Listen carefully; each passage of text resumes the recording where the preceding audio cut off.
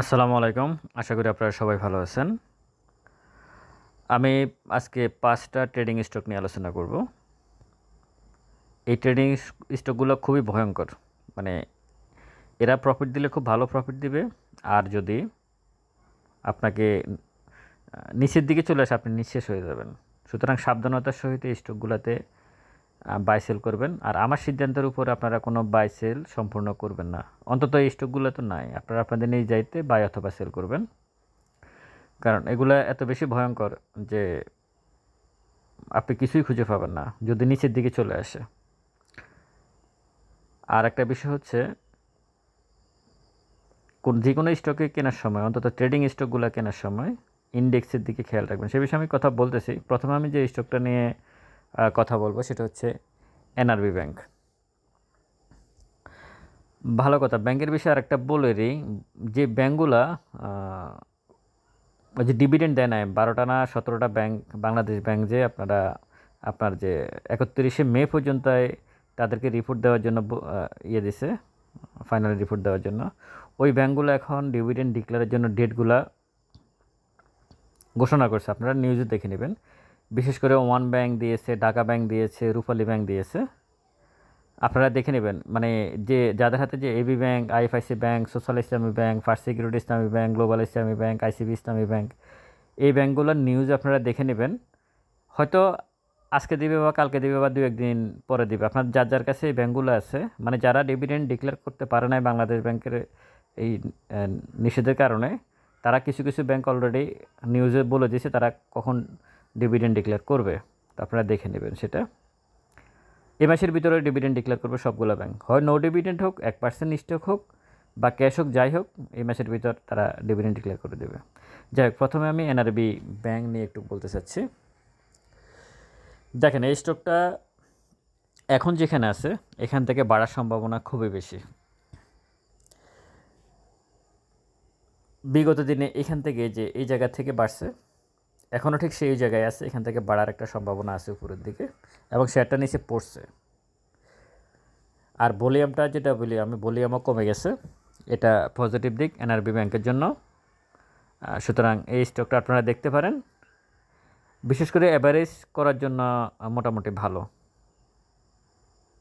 আর আমি যতগুলো স্টকের এখন কথা বলতেছি সবগুলার কথা শোনার সাথে সাথে মানে মানে আমার কথাগুলো যে আপনারা শুনবেন, এর সাথে সাথে আপনারা মেমোরিতে ইন্ডেক্সের পজিশন কি এটা মাথায় রাখবেন। দেখেন, ইন্ডেক্স গত ২ দিন পজিটিভ, এই জন্য কী সুন্দর দেখা যাচ্ছে, তাই না? মনে হচ্ছে এটাই একটা সাপোর্ট জোন। কিন্তু কালকে ইন্ডেক্স 50 পয়েন্ট মাইনাস হোক, এই সাপোর্ট জোন ভেঙে তছনছ হয়ে যাবে, সাগর মহাসাগর হয়ে যাবে।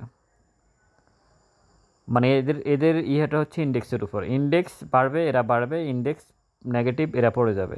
কোনো সাপোর্ট জোন টোন মানে না। সুতরাং একটা স্টক, ট্রেডিং স্টক কেনার সময় ইন্ডেক্সের দিকে খেয়াল রাখবেন।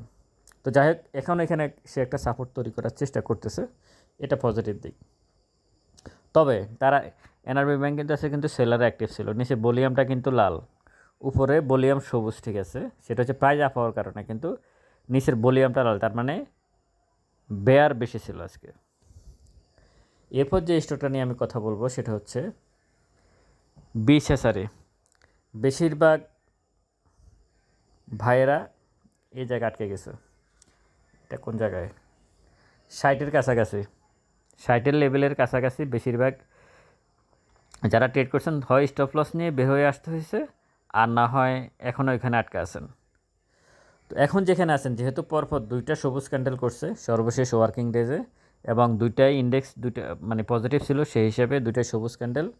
এখন যেখানে আছে এখানে অ্যান্টি অ্যাভারেজ করা যেতে পারে, এটা আমার কাছে মনে হচ্ছে। সে একটা এখানে সাপোর্ট নেওয়ার চেষ্টা করতেছে বিশেষারি। ইন্ডেক্সের দিকে খেয়াল রাখবেন, ইন্ডেক্স কী আচরণ করে সে অনুযায়ী। আর এই ধরনের স্টকে আসলে মানে 1 টাকা 1.5 টাকা মানে 2-3% গ্যাপ হলে ওটা নিয়ে নেওয়া ভালো। এরপর যে স্টকটা নিয়ে আমি কথা বলতে চাচ্ছি সেটা হচ্ছে খান ব্রাদার্স।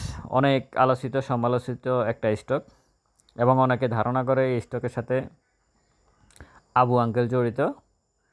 মানে অনেকের ধারণা, কারণ জড়িত থাকতে পারে, মানে বর্তমান যারা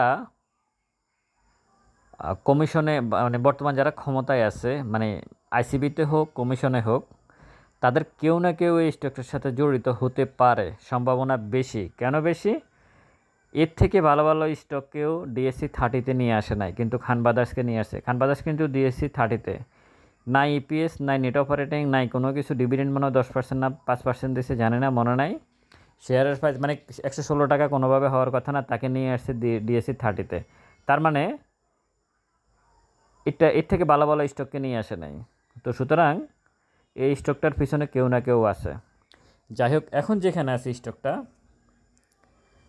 আমি বলবো যে ভালো জায়গায় আছে, তবে ট্রেন্ডটা কিন্তু নিচের দিকে। একটা জিনিস মাথায় রাখবেন, এই স্টকটার ট্রেন্ড কিন্তু নিচের দিকে। হ্যাঁ, এখান থেকে এখান পর্যন্ত এসে এখান থেকে যাওয়ার কথা, এখান থেকে, কারণ তার ট্রেন্ডটা নিচের দিকে এভাবে আছে সে। তো ইন্ডেক্স যদি পজিটিভ হয় হয়তো সে উপরের দিকে যাবে, কিন্তু গত 2 দিন ইন্ডেক্স পজিটিভ থাকার পরেও সে কিন্তু ভলিউমটা কিন্তু নেগেটিভ, একটা পজিটিভ ভলিউম করছে, আজকেরটা কিন্তু নেগেটিভ ভলিউম, এবং তার শেয়ারের দাম কিন্তু কমে গেছে গত 2 দিনে। গত 2 না, 1টা 2টা 3টা 4টা 5টা 6টা 7টা ওয়ার্কিং ডেজ। এখন একটা সবুজ ক্যান্ডেল করলে আপনারা ভাববেন না যে এই স্টকটা উপরের দিকে চলে যাবে, কারণ এখানে একটা সবুজ ক্যান্ডেল করে আবার নিচে আসছে, এখানে একটা সবুজ ক্যান্ডেল করে আবার নিচে আসছে, এখানে সবুজ ক্যান্ডেল করে আবার নিচে আসছে। শেয়ারটাকে এটার উপরে যেতে হবে, 140-এর উপরে যেতে হবে, তারপর গিয়ে চিন্তা ভাবনা করে যাবে আপনি এন্ট্রি নেবেন না এভারেজ করবেন। এই মুহূর্তে এন্ট্রি নিয়ে হয়তো 1-2%, 3%, 5% হয়তো আপনি ইয়ে করতে পারেন, নিতে পারেন, কিন্তু ইয়ে হবে না, কি বলে, আপনি এখান থেকে মানে দীর্ঘদিন রেখে প্রফিট করবেন সেটা হবে না। হয়তো 2-3% প্রফিট করে আপনি নিতে পারেন, সেটা অন্য বিষয়। সাবধানতা অবলম্বন করবেন। ট্রেন্ডটা কিন্তু ডাউন ট্রেন্ড, নিচের দিকে আছে। এরপর যে স্টকটা নিয়ে কথা বলবো, সিপাল।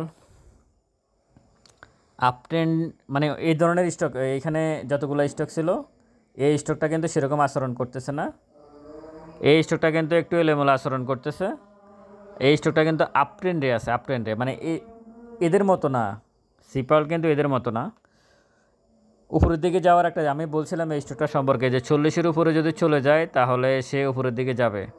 তো 40-কে ক্রস করে সে উপরে চলে গেছে, 43 টাকা 50 পয়সা। এখন এখানে একটা সাপোর্ট নেওয়ার চেষ্টা করতেছে সে, এখান থেকে যেমন এখানে সাপোর্ট নিয়ে সে উপরে গেছে, এখান থেকে উপরে গেছে, এখন সে আবার এখানে সাপোর্ট নেওয়ার চেষ্টা করতেছে। আশা করা যায় যে এখান থেকে উপরের দিকে যাওয়ার সম্ভাবনা বেশি। যারা নতুন করে এন্ট্রি নয়, কিন্তু যারা এভারেজ করতে চাচ্ছেন তারা এভারেজ করতে পারেন। Gemini sea food index positive ছিল, সেই কারণে অনেক সুন্দর করে, তবে ভলিউমটা অনেক বেশি করে ফেলছে আজকে। যেহেতু ভলিউম করে ফেলছে, আগামীকাল দেখতে হবে। মানে হঠাৎ করে এন্ট্রি নেওয়ার সুযোগ নাই, কারণ এখানেও সবুজ ক্যান্ডেল করে নিয়েছে, এখানেও সবুজ ক্যান্ডেল করে নিয়েছে, এখানেও কিন্তু সবুজ ক্যান্ডেল করছে। এখন ইন্ডেক্স যদি নেগেটিভ হয় তাহলে কিন্তু ঝামেলা আছে। এখান পর্যন্ত আপনাদেরকে ওয়েট করতে হবে, 120-25 টাকা পর্যন্ত ওয়েট করতে হবে, তারপর গিয়ে আপনারা এখানে এন্ট্রি অথবা এভারেজ করতে পারেন জেমিনি সি ফুড। এই মুহূর্তে এন্ট্রি অথবা এভারেজ করার সুযোগ নাই, জাস্ট দেখা। আরও তার উপর আগামীকালকে তো নয়, যেহেতু সে ভলিউম অনেক বেশি করে ফেলেছে, যদি কালকে যদি ভলিউম ঠিকভাবে করতে না পারে জেমিনি সি ফুড, তাহলে কিন্তু সে নিচে চলে আসবে। আর কোনো স্টক আছে না, এই 5টা স্টক নিয়ে আমি কথা বললাম, জেমিনি সি ফুড, সিপাল, খান ব্রাদার্স, বিশেষারি, এনআরবি ব্যাংক। এর মধ্যে আমি যদি প্রথমে ধরে রাখি, আমি প্রথমে এনআরবি ব্যাংকেই ধরবো। এনআরবি ব্যাংক আমার কাছে অনেকটা সেফ জোন মনে হচ্ছে। এরপর আমি খান ব্রাদার্সকে ধরবো, তারপর আমি ধরবো জেমিনি সি ফুডকে। আর সিপাল ট্রেন্ডে আছে, বাড়লে খুব দ্রুত বেড়ে যাবে, আর যদি দাম বাড়ে সবার আগে সিপালের দাম বাড়বে। আগামীকালকে যদি কোনো শেয়ারের, এই 5টা শেয়ারের মধ্যে সবচেয়ে দ্রুত প্রাইস বাড়ার সম্ভাবনা থাকে, সেটা সিপালের থাকতে পারে আর এনআরবি ব্যাংকের থাকতে পারে। এনআরবি ব্যাংকের এবং সিপালের এই 2টা শেয়ারের প্রাইস খুব দ্রুত বাড়ার সম্ভাবনা আছে 5টা শেয়ারের মধ্যে। এই সমস্ত কিছু নির্ভর করে, আমি যতগুলো স্টক নিয়ে কথা বলছি 5টা স্টক নিয়ে, সব কিছু নির্ভর করবে আগামী মানে ইন্ডেক্স কী আচরণ করে। ইন্ডেক্স যদি পজিটিভ থাকে তাহলে পজিটিভ, আর ইন্ডেক্স নেগেটিভ থাকলে নেগেটিভ। এই যে স্টকগুলো কথা বলছি, এগুলা এদের সাথে ইন্ডেক্সের সাথে সম্পর্ক হচ্ছে রক্তের মতো, এটা মাথায় রাখবেন। এই ধরনের স্টক এন্ট্রি নেওয়ার আগে ইন্ডেক্স কী আচরণ করে 120 বা 100 বাদ দেখে নেবেন ইন্ডেক্সের আচরণকে। যদি মনে হয় যে ইন্ডেক্স নেগেটিভ হতে পারে, আস্তে সাইডলাইনে বসে থাকবেন। ভালো থাকবেন সবাই, ভিডিওটা শেয়ার করবেন। আসসালামু আলাইকুম।